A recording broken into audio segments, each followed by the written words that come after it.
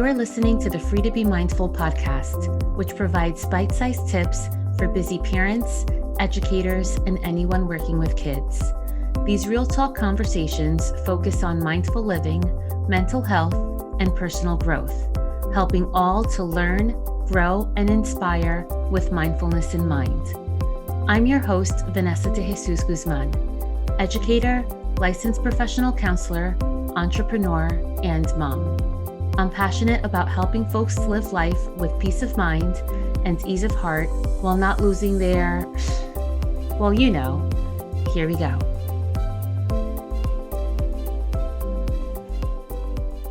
Hi, and welcome to episode 1 of the Free to Be Mindful podcast.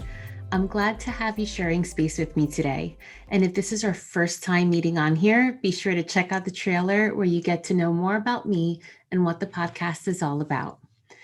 I hope you've been having an awesome holiday season. And as the song goes, it's the most wonderful time of the year.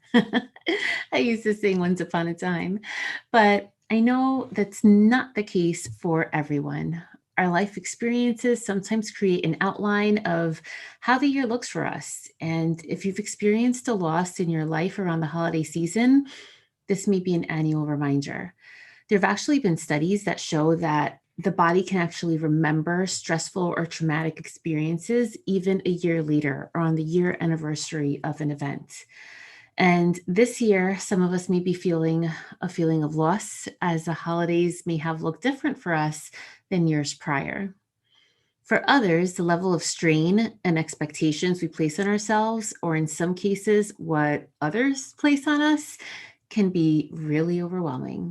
I always find myself trying to play catch up between two different worlds. And here's what I mean by that. Generally speaking, in the Latinx culture, we celebrate Christmas Eve.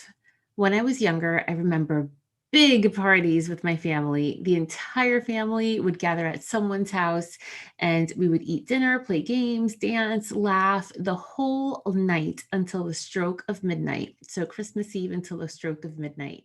And between being on the different floors, in someone's home or in an apartment, again, filled with laughter and eating and drinking and playing games, Santa would somehow get there without anybody noticing. Magic, I guess. And we would open our gifts at midnight. And then at Christmas morning, we're filled with going to church. So imagine staying up late and then going to church the next day.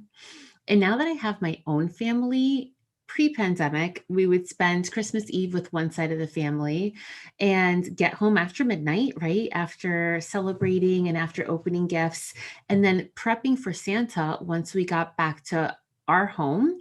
And that has changed over the years too, because I've quickly gone from home-baked cookies to Pillsbury cookies to just taking them straight out of the box now. And then my son would wake us up early to open up gifts on Christmas morning, specifically those from Santa. And then we'd still go to church at some point and then visiting more family on Christmas Day. And truly, it's amazing, but super exhausting all at the same time. So where do you fall in this holiday spectrum? Do you become sentimental by past memories, which can then impact your mood that day? Or do you rush the gift opening experience because you have to get ready to go to someone's house or go to church or something along those lines? Do you miss out on your child's smiling face because you're looking at them through a screen instead of through your own eyes? Or do you fill a cup of coffee or chocolate milk, sit on the couch, and truly take it all in? And there really is no right or wrong answer. Every family, every setup, every experience is completely different and completely perfect all at the same time. And there's so many expectations we place on ourselves. And when asked why, like, why do you have to do all this? Why do you have to have all these fish for dinner? Why do you have to make everything look just so? Why do we have to open the gifts in a certain way? Why do we have to go to someone's house? We just say, we just have to. It's the way it goes. It's the way it's always been. It's tradition. But do we really? I once heard someone say, that they looked at life with having only so many holidays to celebrate and to experience here on this earth, so that by the time you're around 40, you have 40 or so, 40 if you're lucky, holiday seasons left to celebrate. And I'll be honest, looking at things that way can seem quite morbid. But do you rush to get as many experiences in if you look at things that way? Or do you just try to put an end to the nonsense and the fluff and the unnecessary rushing, the unrealistic need of trying to be perfect? Or do you just stop and soak it all in? The smiles, the laughter, the tears, and even the fights. You just stop and soak everything in. And if there was a time in our lives that may have taught us just that, it's definitely 2020. As humans, I think we naturally like to plan.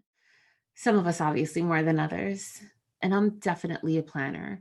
And this time last year, we may have been planning all of the wondrous things that 2020 would bring us.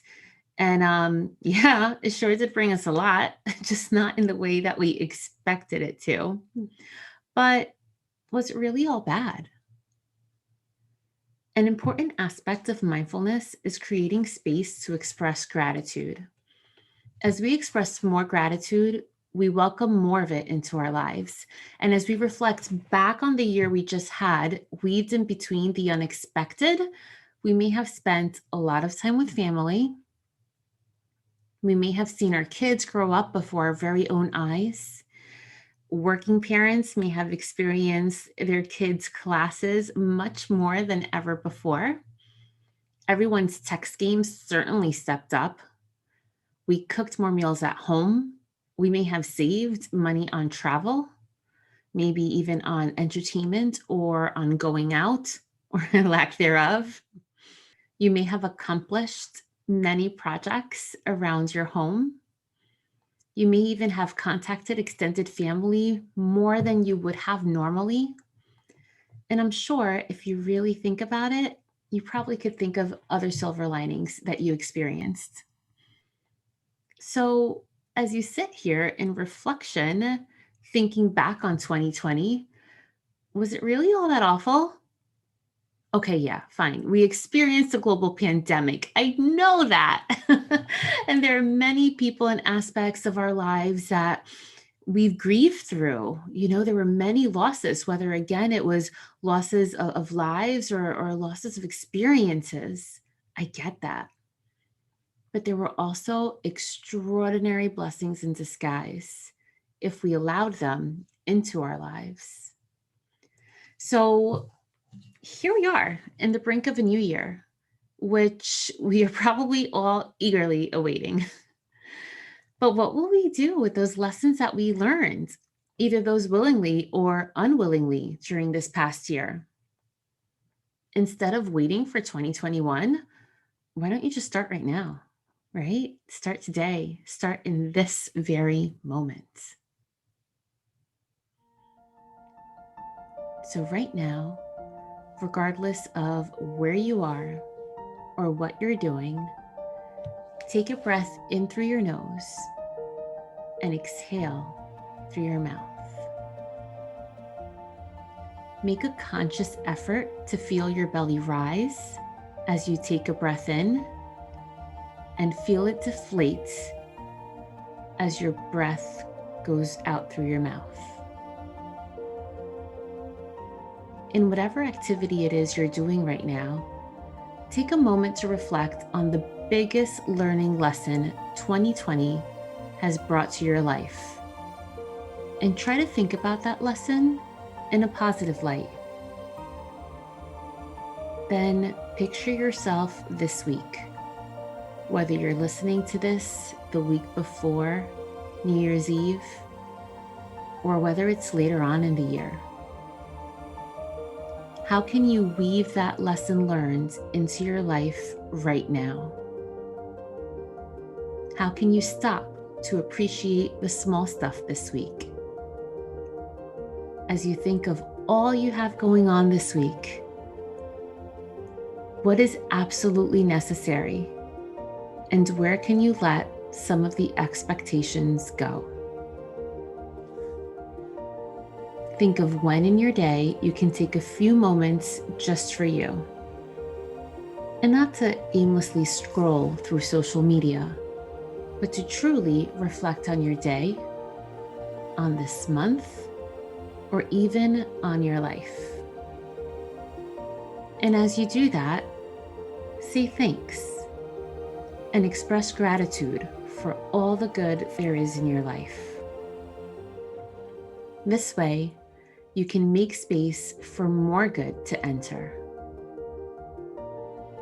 Take this feeling of gratitude and think of how you can keep it going in your life, and not based on the conditions of others, but based upon your own conscious effort.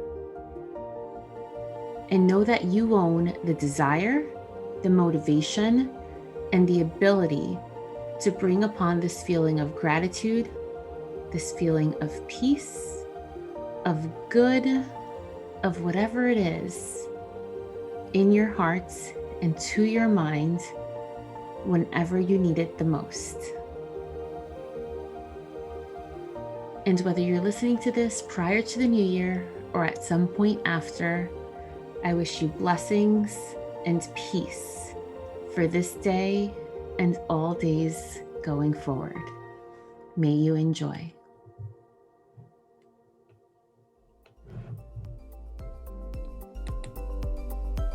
I hope you enjoyed this week's show.